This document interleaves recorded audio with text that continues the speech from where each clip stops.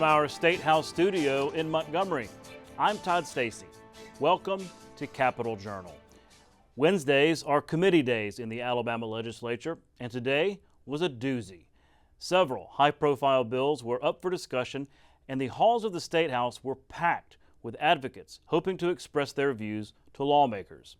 We'll start in the House Health Committee, which took up legislation allowing the Alabama Farmers Federation to offer health care plans to its members. House Bill 447 from Representative David Faulkner comes as Alpha leaders say the state's farmers can't afford their insurance premiums and need a better option. Such Farm Bureau plans exist in other states like Tennessee.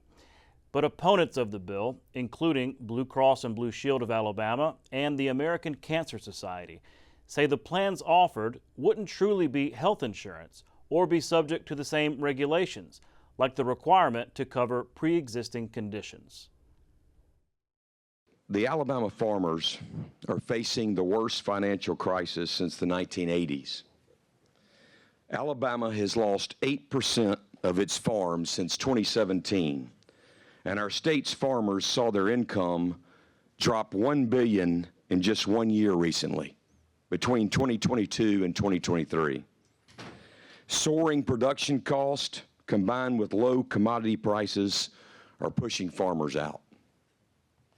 As legislators, there is little we can do about fertilizer cost or the price of cotton, but we can make a difference in one of the largest household costs for many farmer families: health care coverage. The Alabama Farmers Federation is seeking authority to offer its members a health plan coverage similar to successful programs already approved in 10 other states. These Alpha health plans have the potential to save farmers and other self-employed families 30 to 60% on the cost of health coverage. These plans are needed because farmers and other small business owners often fall into a coverage gap. We think it's a mistake to allow just one company to sell an unregulated health insurance plan operated entirely out of Tennessee, using United Health Insurance to make decisions on which claims will be paid and which will be denied. But we realize this is going to happen, and therefore it is entirely reasonable, in our opinion, for you to include some very basic protections, none of which interfere with Alpha's ability to sell the product or make a profit. Our goal from the start has been to find a path for you to vote yes on a bill, but one that includes at least some critical protections for consumers and healthcare providers. This was just a public hearing, so no vote was taken on the bill. The committee is expected to take it up for a vote next week. Tune into Capitol Journal tomorrow when I'll talk more in depth with supporters and opponents of this bill. The House Health Committee held public hearings of other notable bills today. House Bill 441 from Representative David Standridge would require speech pathology and audiology therapists to have at least an associate's degree in communication disorders or audiology to practice. And House Bill 445 from Representative Andy Witt would impose tougher restrictions on consumable hemp products, including gummies and CBD drinks. No vote was taken on either bill, but a Senate companion of the CBD restriction bill did pass a Senate committee today. The House Education Budget Committee today took up legislation offering workers' comp insurance to teachers and other education workers. Senate Bill 1 from Senator Sam Govan passed the Senate unanimously earlier this session, but questions have been raised in the House about costs and other key details.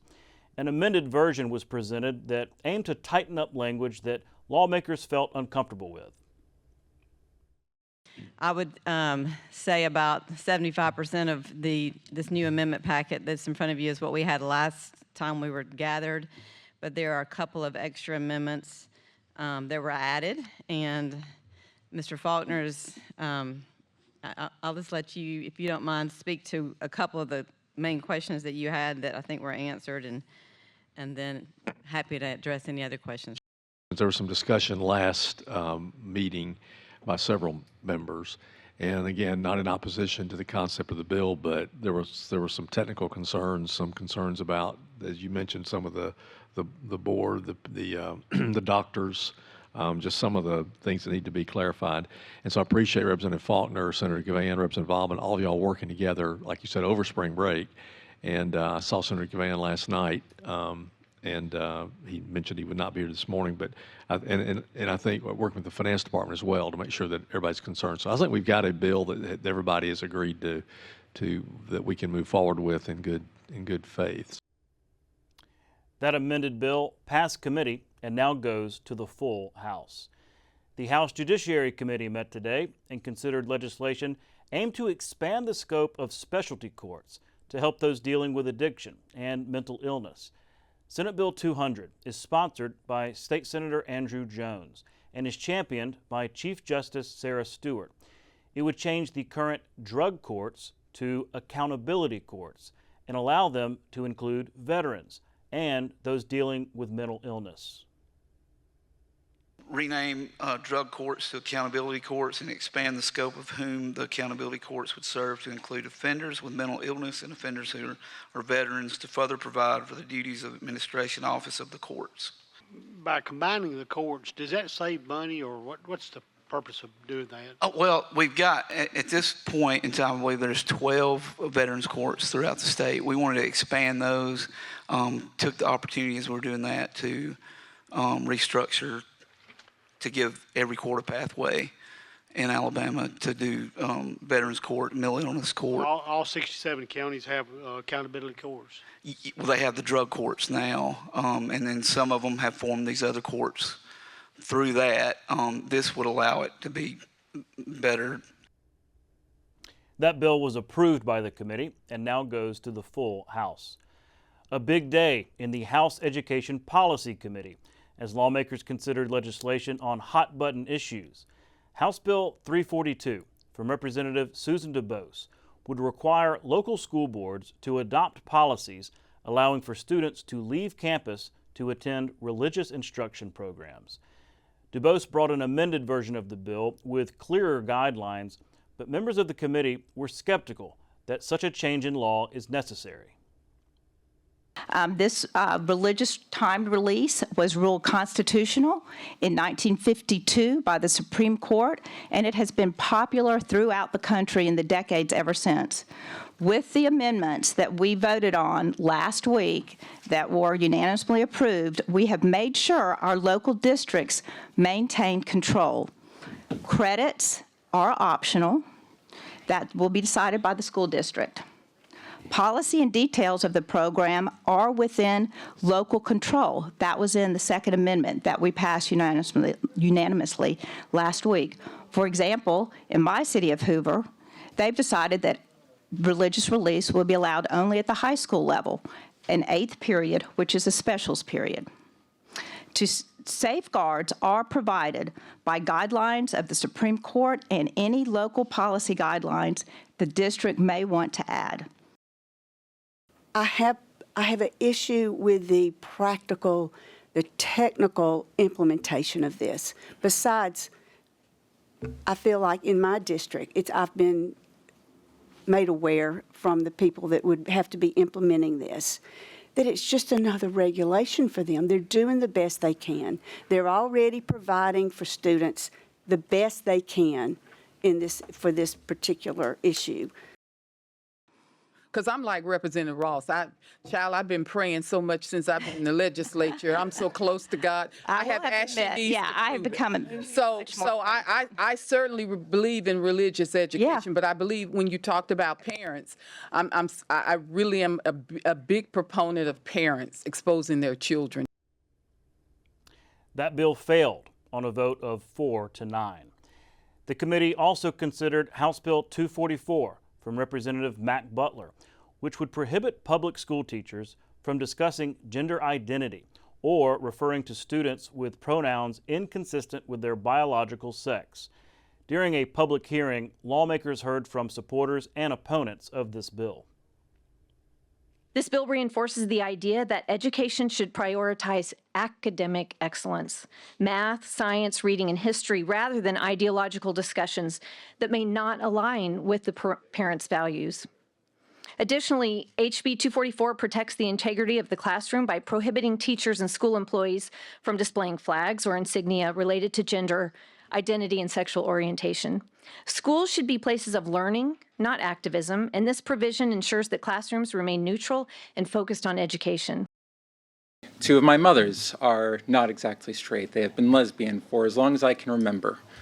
This is not a new phenomena, and it is not a phenomena that goes away just because we try to wish it away and try to keep it away from people who feel discomfort at such things existing. And people feel discomfort at people like me existing, and I get used to it.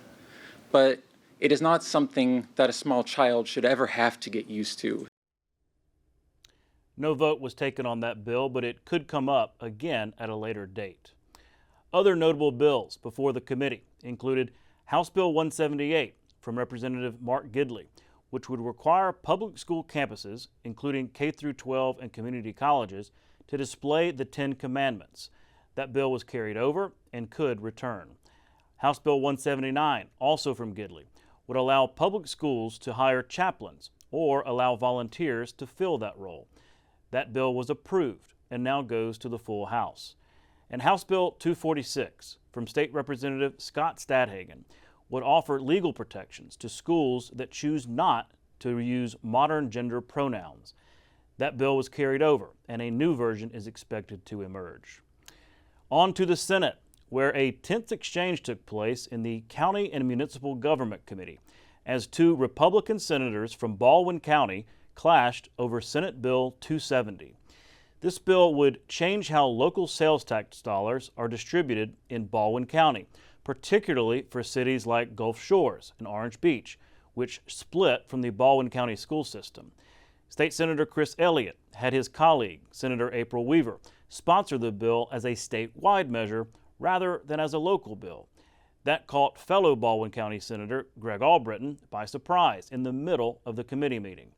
Albritton accused Elliott of trying to sidestep the local legislative process. The two sparred back and forth in a tense and at times personal debate. In Baldwin County, we levy a tax countywide. That tax is for education. We've had this argument. We've gone through this many times. You and I have, and others have, and the courts have. My angst is not only just a matter of what we're doing and how this is going about, but trying to do the end run around between the local legislation and making it a general law. And if it gets out of committee and gets on the floor, I'm going to filibuster this as much as I possibly can. What we have now is taking from children in two school systems just because they happen to be in a different school system. Their parents are, I would prefer not to be interrupted again. I understand that. I would prefer that we not have this discussion openly, but you've made this the point. All that is correct, and yet the school systems that broke away and the Baldwin County school system had this discussion, had an agreement. It was actually completed by those folks, and now it's already gone through the courts, and now we're trying to legislatively change. That's all I'm saying. You all need to be making this decision. You don't need to have a law for us to pass. Because if you allow us to start making this decision for you, we're going to be passing a law to make another decision for you. And only you can make the decision of what is in the best interest of your people. All in favor, say aye. Aye. Any opposed? I am opposed, and I'll be loud about it so that the chairman can hear how loud I say no. The bill's carried over. As you can see, that bill was carried over and is likely dead. The committee also considered Senate Bill 247 from Senator Arthur Orr, which would restrict protests near private homes. Orr introduced a similar measure last year that didn't gain any traction.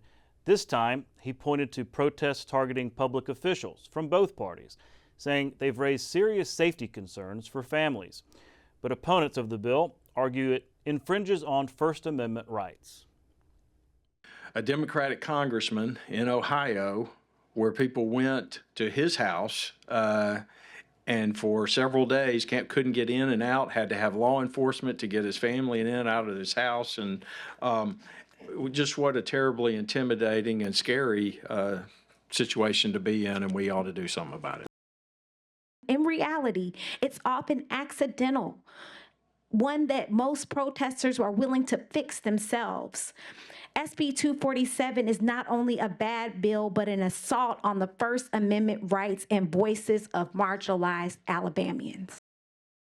My daughter lives in downtown Birmingham. She lives in a loft downtown. I just don't know. And there's so many lofts downtown. So where would you actually go to have even a peaceful protest in downtown Birmingham and not be near residents? So again, it's not that it's permissive and the municipalities get a chance to set this. It says municipalities can adopt a more stringent regulation. Just wanted to make that clarification. The committee advanced that bill, and it now goes to the full Senate. There were other notable Senate bills being discussed today. Senate Bill 252 from Senator Billy Beasley, the Pharmacy Benefit Manager bill that passed the Senate last month, was in the House Insurance Committee. An amendment was made to the bill removing liability protections for pharmacies that violate the law.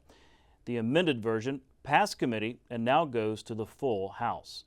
Senate Bill 245 from Senator Arthur Orr would require regular eligibility cross-checks for public assistance programs like Medicaid and food stamps. It passed the Senate Health Committee. And Senate Bill 268 from Senator Bobby Singleton was the subject of a public hearing today. This is the bill allowing for so-called ready-to-drink beverages containing liquor, like High Noons, to be sold in grocery and convenience stores.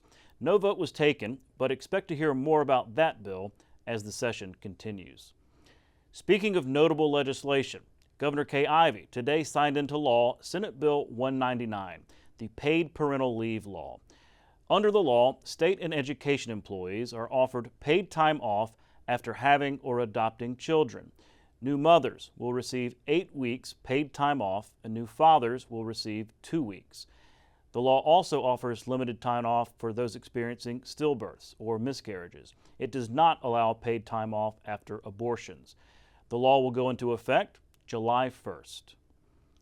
As lawmakers in Montgomery prepare for another potential debate over gambling legislation this session, a major development is already taking place in Birmingham. The Porch Band of Creek Indians has finalized a deal to purchase the Birmingham Racecourse and Casino. The facility has been acquired by Wind Creek Hospitality following an agreement first announced last November with the McGregor family that operated the racecourse for more than 30 years. This gives the tribe 4 facilities in the state, adding to their casinos in Atmore, Montgomery, and Wetumpka. The finalized deal could impact any gambling debate that happens this year because, unlike their other casinos, the Birmingham Racecourse is not located on federal trust land and therefore would be subject to state gambling laws. And that was today here at the Capitol Complex. We'll be right back with tonight's guest. You can watch past episodes of Capitol Journal online at video.aptv.org. Capitol Journal episodes are also available on APTV's free mobile app.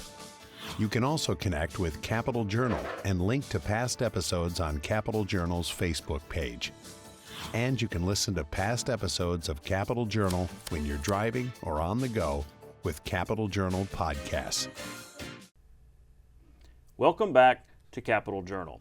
Joining me next is Dustin Chandler, a disability advocate here in the state of Alabama.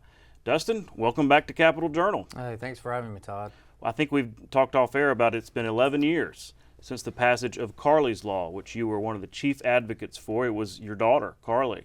The CBD oil and allowing universities to really develop that as a therapy. And here we are again talking about it. But I wanted you to take us back before we get into the medical marijuana discussion about your advocacy on that and how that came about and what has happened since. Yeah, thanks, Todd. You know, I got in this, in 2014 with Carly's Law because of one reason, and that was my daughter, Carly, and the really difficult time she was having with seizures and seeing her suffer sitting down at the kitchen table trying to figure out what can I do.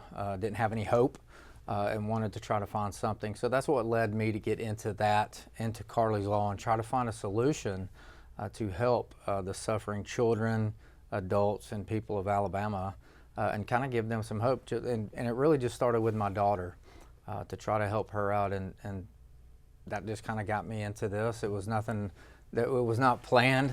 God graced me with her birth and the difficulties that have come with it, and it's sent me on a different journey, and that's what got me in, was her suffering really and wanting to help her and really having that hopeless feeling that there was nothing I could do to help. But in other states, there was something that was helping other kids, and we needed that here in Alabama. Talk about the difference that it did make once it got into production and got, those therapies were actually available. Yeah, I mean, my daughter, responded very well to it. She is, as of today, she's not seizure-free, but when we added the CBD oil, it was definitely a game changer. And it was, and just that, it being that kind of game changer and helping reduce those seizures amongst some other things, really made the whole entire, what I would call a fight and a struggle to get that passed and things, made it really worth it to try to give her some relief from those seizures. And hopefully it's helped out a lot of other people, which I think it has. And we just have to continue that hope. Mm-hmm.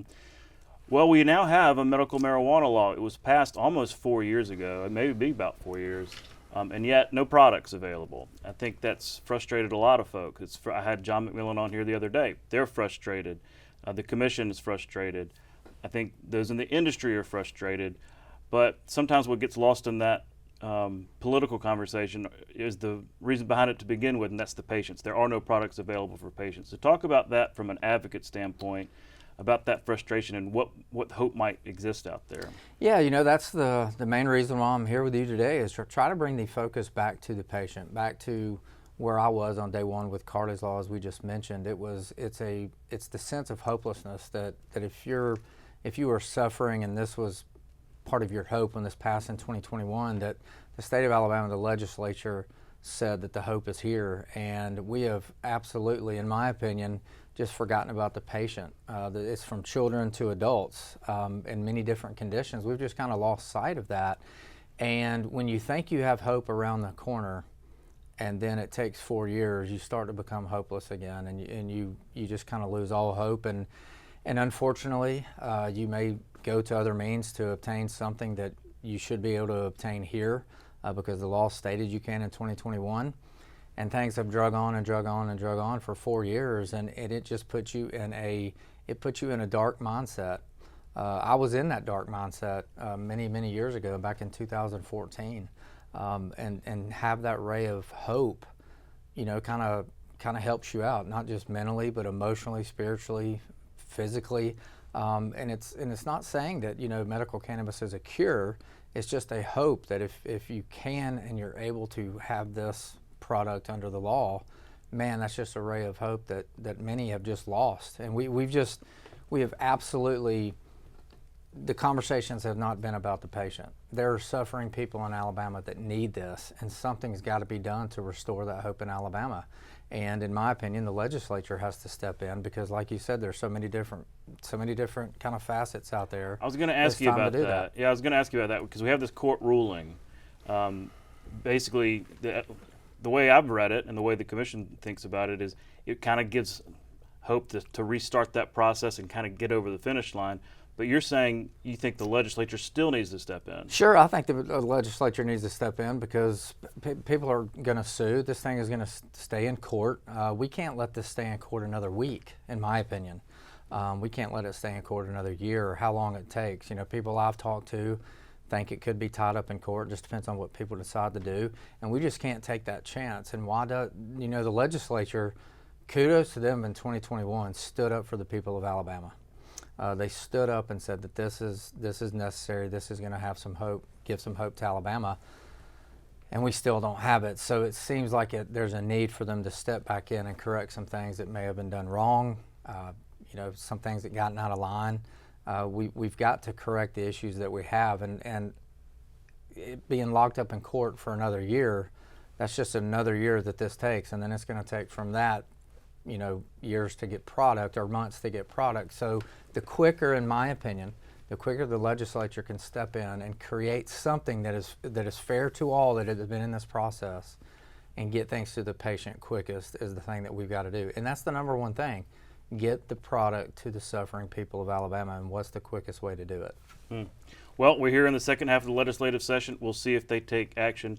Dustin, I appreciate you coming on to remind us of the history that exists on this issue and give us some perspective on that. Thanks again for coming on. Thanks for having me, Todd. We'll be right back.